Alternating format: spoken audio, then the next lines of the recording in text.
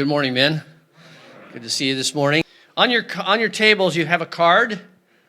It looks the same as last week's, but it's not. So we have a verse for you on the card that we'd like for you to memorize, and many of you have done this already because this is a very famous verse. Trust in the Lord with all your heart and do not lean on your own understanding. In all your ways acknowledge him, and he will make straight your path. This is a great verse from Proverbs 3, 5, and 6. So take the card. The card is designed to fit in your pocket to take away. So on the back is a place to write a couple of brief takeaways, and it's also contact information for our speaker this morning. And I'm proud to introduce Bob Wilbanks, who is not a stranger to Berean, but I've been in another study with Bob, and I've heard a lot of his recent story. By recent, I mean over the last 8 or 10 years. It's a fascinating story, and God has led him to pursue a vision as well, that he's walking by faith. And I've asked Bob to come and share some of the wisdom that he's learned along the way. This whole series, Shine, Light at Work, is about how transportable and how available wisdom is. And it always works, whoever uses it. But when we use wisdom purposefully, especially in the cause of Christ, God turbocharges that wisdom.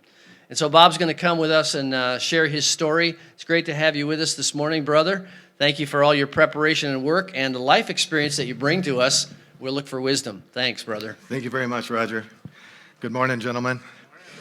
So I'm glad I have cones because I tend to kind of get outside the lines a lot, as you'll see. If there's one thing I've learned, it's that we can't tap into God's blessings without completely submitting to him. I'm going to take you back in my life to November 1997. I'm laying flat on the ground, looking up into a night sky that we all know. It's right after a clipper goes through. You know, that crystal clear sky. You know, the stars are shining, the moon is bright.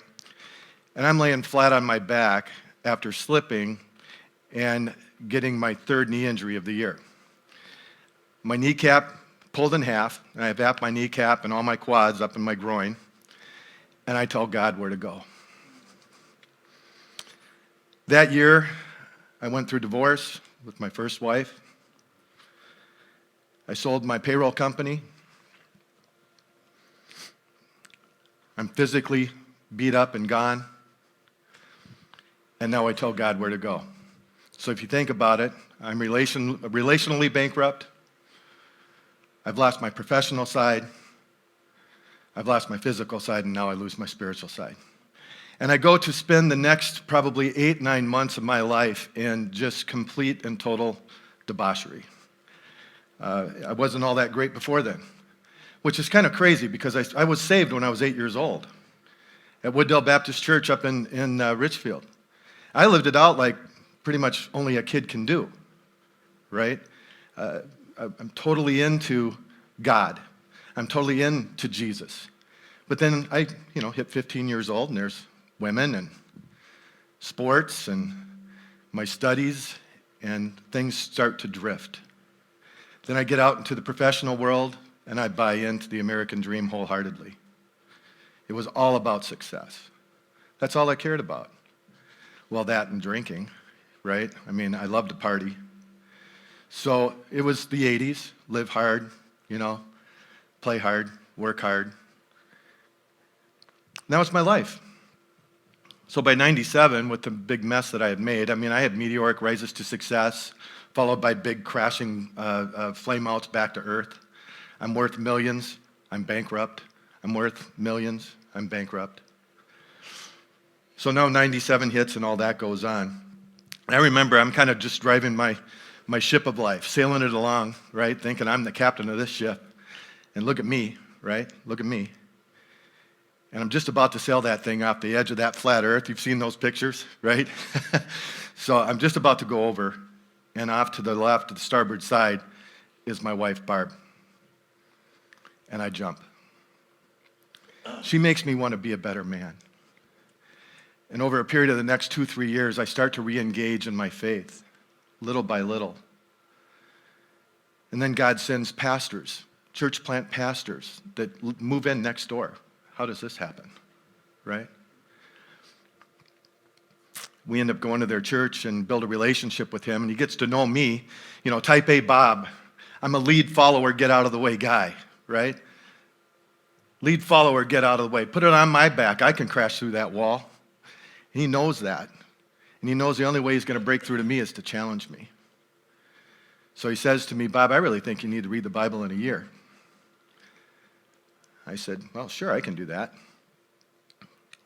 Year goes by. He said, did you get it done? I said, no, didn't do it. He said, I don't think you can. He knows type A, right? Challenge. No, I don't think you can. So that started me on a quest. I had to prove him wrong. And that started in 2003. And I like to say that it only took 9 years of reading through the Bible in a year, every single year, for the Holy Spirit to activate enough in my life to convict me that I needed to rid myself of the thorn of alcohol. I'm having the same experiences. Meteoric rises to the top, followed by big crashing burnouts back to earth, right? Same things are happening to me that had happened before, all the way up until that point. And I just remember when that day happened, I was sitting down at my desk, going through my daily devotional. And this is 2 days after a big bender where I tried to tackle about 2 or 3 bottles of wine and then a whole box of wine. I don't know where that came from. That next day, my wife had not really said much to me. And normally, she's on my case pretty bad after I'd done something like that. And I just remember as I'm going through my devotional, I had this thought. Wow, she didn't get on my case yesterday. Maybe I finally have her broken in enough I can do this anytime I want. And it was like the Holy Spirit rose up inside of me. No! And I broke. I looked up to God and I said, Lord, please take this from me. I've been trying to deal with this all my life. I know I can't do it. Tears are streaming down my face. I knew at that point in time I had truly given myself over to him. I knew I was okay. He had it. And I hear my wife coming down the stairs. She sits down at my desk. She says, so, how you doing? I'm done. Done with what? Drinking. For how long? I'm just done. Okay. I'll give you another chance, but I'm not going to trust you for a long time. I said, I deserve that, and thank you. So things start to move on for us. That was April of 2012 when that occurred. That year, the company I was with, I was VP of Sales and Marketing for a payroll services company. They decided to sell to CBiz. CBiz ends up not being a place I want to work. After a couple years, I move out of there and start a consulting company. That goes pretty well. And I was between engagements, and during that whole period of time, for the first time in my life, during that whole time from the time that God came down, saved me from my addiction, I was involved with a local group called CBMC, Christian Businessmen's Connection. Some of you may know it. I was in their peer advisory group out of Bloomington. And for the first time in my life, I'm getting good, wise counsel from other men that are really following Jesus Christ in their life and making their decisions based on biblical principles. And I'm watching this happen and unfold, and they're people I want to follow. So throughout that whole period, instead of turning back and going back to my old ways, I'm leaning in to him.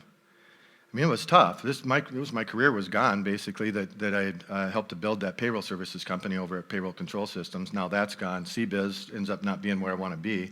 My consulting business was fun, but I was still searching for something. And I just remember Roger not Roger, I'm sorry, my mentor, Alan Smith, calling me up one night with Don Hoffert on the phone. And I knew something was up, because you got two guys on the phone when you pick up and answer, right? And I'm like, what's going on, guys? And they said, we think you ought to you ought to start a Christian networking organization. You're really good at connecting others. And I said, well, that's interesting. Tell me more about that. And over the next couple months, Ambassadors for Business unfolded. The initial iteration of it was just a networking business, and then God got a hold of it. I like to say that first iteration was Bob's idea of what he thought God wanted him to do, right? And it took a couple years to get me out of the way of that, right? So go ahead and flip to the next slide. So what's happened is we've morphed into a leadership organization. We're a nonprofit that's focused on equipping Christians to walk boldly in faith throughout their business week while we connect and to do business together. And this is the theme that I'm hearing every time I get together. And matter of fact, this morning I was kind of listening as I was back talking in the back of the room. You hear people say, how you doing? What's the first response? I'm busy. Right? And it's kind of the F words of life, is what I like to call it. The F words of life. We have our faith, we have our family, we have our finance, we have our fitness, we have fun, we have friends, we have food for body, mind, and spirit. It's busy. It's busy. So I would contend, go ahead and flip the slide again, that there are really two kinds of busy. And I had one of my speakers, we have keynote speakers come to our Thrive Leadership with Purpose events, and I get the pleasure of actually watching all these great leadership and personal development speakers and gleaning from them throughout the month. It's like, I'm in this dream job almost, where I get to watch this as part of what I do. And one of our speakers, T.J. Tyson, brought up that, everybody's busy, and I think busy is being under Satan's yoke. I'm like, wow, that's really good. But it started bothering me because I think there's good busy too. And as I started peeling back the layers of that onion, I thought, why can't that be being under Savior's yoke? Well, what would that look like? What are the differences between these two things, right? We start with abiding versus striving. In this world, we're taught to strive. It goes on your back, break through the walls, get these things done, right? Everything's based on the immediate and the urgent. Make decisions, right? Get it done. Versus abiding, where we have an eternal mindset. We're looking off to the distance. We're storing our treasures in heaven. We're others-centered versus self-centered. I love the absolute truth versus my truth. Aren't you sick and tired of this my truth stuff that's going on out there? Would you agree that perception is reality in the eyes of the beholder? That's absolutely true. But it's not absolute truth. And as Christians, we're called to stand against that. Put on that armor of God and stand. Not go out and start using a broadsword to chop people down or bang them over the head with the Bible, but relationally meet them where they're at and ask the questions that they need to process that their truth has no foundation. Right? We submit and obey. On the other side, we're willful. It's restful versus restless. And the big thing is that identity in Christ versus our identity in ourselves, or things, or people that let us down. That identity piece has to be very important. You can't see the small print up there, but in Scripture, Paul actually references the identity in Christ, in Him, or in the Lord 160 times.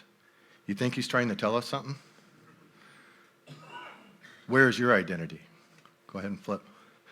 So we face choices every single day about where we're going with that.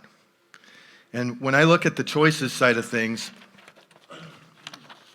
I think it really comes down to a mindset. One of my speakers, Scott Welly, who has outperformed the norm, walks through this thing on mindset. And he says, that on average, the studies that are out there say that we have 50,000 thoughts every single day. Now, I contest that that average really comes because my wife, she has 150,000 and I probably have 10. But out of those 50,000 thoughts, we make our decisions 80% of the time out of a negative mindset. That's just statistically proven that's there. And one of the big problems we have is we see things we don't like in ourselves, and we try and work on those things, the behaviors, when really it's our mindset that's the problem. Because thoughts control feelings, which then drive our behaviors. So if we work on our mindset and focus on the eternal versus the immediate and the urgent, it's amazing what you can get accomplished when you let him have control. So it's our decisions that we make. It's our choices. Go ahead and flip. Are we going to choose God's way or the world's way? God's way says, hey, relationships are what's important. The world says it's about results. God says, hey, it's giving, not getting. We have big faith versus big wealth, faithful versus famous, humility versus self-promotion, hidden versus noticed, authentic versus accepted, grace versus rules, and last versus first. Go ahead and flip. This is something I've been playing around with, the fruit of the Spirit. The other side of that, I call it the anti-fruit. Think about that. Love versus hate, joy versus woe, peace versus war, patience versus impatience, kindness versus hostility, goodness versus evil, faithfulness versus treachery, gentleness versus hardness, self-control versus instability. It's choices. It's choices. So I choose the fruit of the Spirit. I've been using this as a litmus test to see whether I'm on track. This is my screensaver. Love, joy, peace, patience, kindness, goodness, faithfulness, gentleness, and self-control. If I'm exuding those things, I think I'm on track. I think I'm on track. You know, Christ promises the easy yoke. Matthew 11:28 through 30, my favorite verse is, come to me, all ye who are weary and burdened, and I will give you rest. Take my yoke upon you, for I am gentle and humble in heart, and you will find rest for your souls. For my yoke is easy and my burden is light. What is that easy yoke? I kept on trying to figure that out, because remember, I'm a lead follower, get out of the way guy, right? I don't want a yoke. That's going to slow me down. So I started studying this. What is this yoke thing? Go ahead and flip. Well, it turns out a yoke helps you carry more, faster, longer. Wow. Maybe I could use that. As I'm playing around with that, I talked to a friend of mine, and I'm walking through this, and he goes, Bob, that's really interesting. I have a friend that has a friend who trains horses out in Europe. He trains Clydesdales. It turns out one Clydesdale horse will pull 8,000 pounds. Two, when you hook them together with a yoke, pull 24,000 pounds. 3 to 1. But that's not where it ends. This guy makes his money by training these horses to build an intimate working relationship with each other. And when he's done, they pull 32,000 pounds, 4 to 1. I think that's the easy yoke. And we get it by developing that intimate relationship with Jesus Christ. So, how do we get there? These are those F words I was talking about. I've been playing around with this for quite a while, so please humor me. I think the F words really starts with a foundation. It's that foundation that we build on the rock. It's a 3-legged stool that starts with the Word of God, quiet time, small group, number 2, and being involved in your local church. It's a 3-legged stool that's solid enough to start building upon. Now we can find our focus, our gift, our purpose, and our call. And once we have that, now we need to develop a filter that helps us with those 50,000 decisions we're making every single day, because we get off track pretty darn easy, don't we? Right? There's a lot of things going on there. For me, it's faith first, family second. And then depending on the season of life and the circumstances that are going on, all the other F words get jumbled up, whether it's my fitness or my finance or fun and friends and food, whatever it might be. Those all get jumbled up all the time. And I constantly screw it up, you know. I got to get the bills paid. I got my finance hat on, and that's number one in my life. And suddenly I'm serving money, not him. And when that happens, I need to get my framework adjusted, right? I go back to my foundation. What is my true focus? What is the filter for making my decisions? And I can get back on track. So I hope that helps you as you're going throughout the day. Someone cuts you off on the freeway and you're running behind, or whatever it might be, and you catch yourself out of character for that moment. Get back to your foundation, your focus, and use your filter to get back on track. Go ahead. So our organization's all about leadership, training these types of tactics and techniques. And one of the things that I really struggled with was defining leadership. And I think we finally came up with it, that leadership is simply influence, just like John Maxwell says. Leadership is influence. How do we lead? Well, you have to know yourself to lead yourself. And it starts there. You can't lead others if you're not leading yourself. And this whole graphic, the infinity sign, is, I think, really cool. It comes from Giant Worldwide. One of our speakers, Jeff Dorman, is with Giant and shared this with us.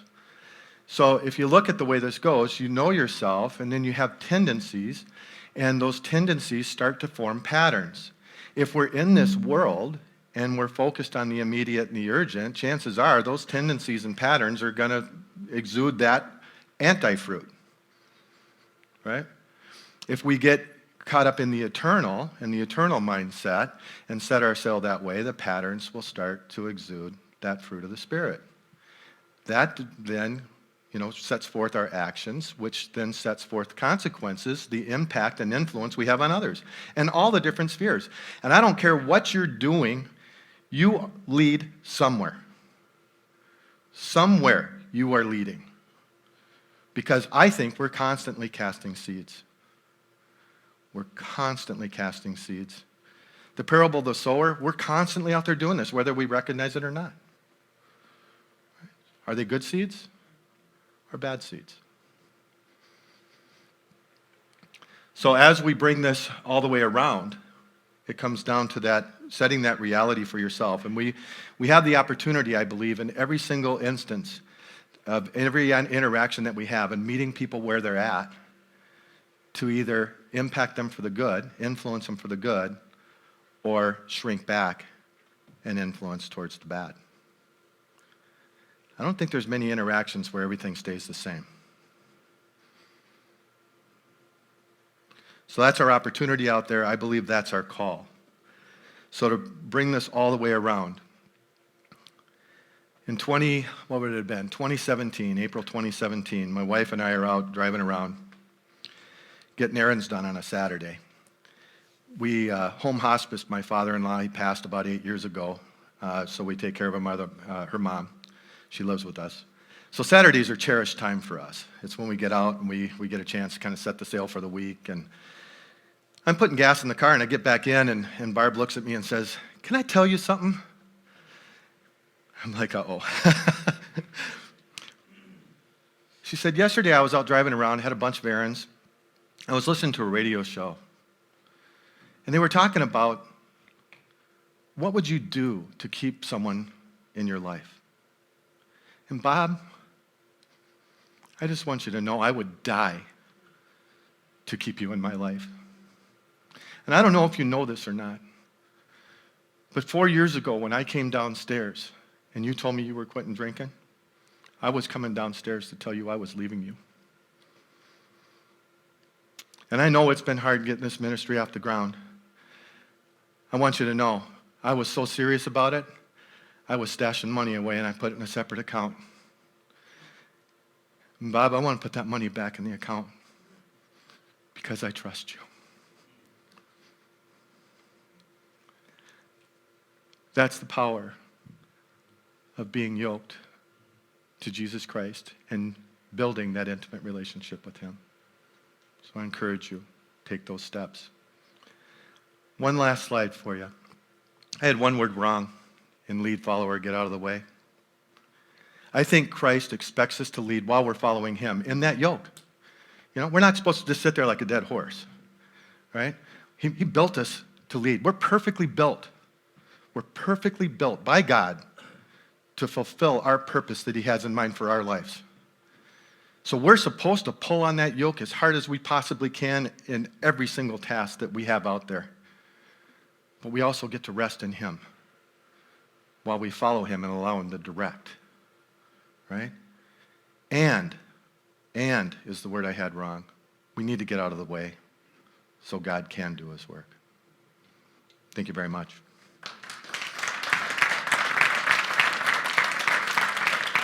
First of all, thank you for sharing your story and the wisdom that God has been teaching you these last few years. And also, thank you for backing up what I said last week, which is that, this wisdom can be carried everywhere. But I wanted to ask you a question about while you were going through these peaks and valleys, and you knew who Jesus was, at least from a childlike faith, who was a man who just had the constant drumbeat of wisdom about him? He wasn't preaching at you, but you just knew this guy was there, living for God. But maybe he wasn't preaching. But who was that man, and what was there about him that you knew he was different? Well, probably the only man I can say during that period of my life that was really consistent and had that drumbeat was my dad. And a lot of you know him. He was head deacon here and brought Roger to Berean years ago. And he's constantly been there with, as you say, that drumbeat. Mm-hmm. So thank you, Dad, for sure. And, thank you, brother, for coming. There's some information on the back table if you want to take it with you just to get connected with that. And but now we want you to talk amongst yourselves. And we've got a couple questions on the screen that will get you going with each other, because this is the way we learn. So talk amongst yourselves about these things. Let's spend some time together.